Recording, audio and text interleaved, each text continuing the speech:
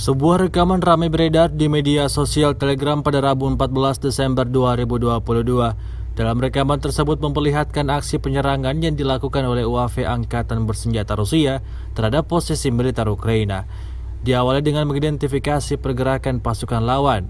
Tampak sejumlah tentara Ukraina terlihat beroperasi menggunakan salah satu kendaraan militernya. Tak tanggung-tanggung, tentara Rusia kemudian langsung melemparkan granat yang tepat mengenai kendaraan militer pasukan Zelensky tersebut.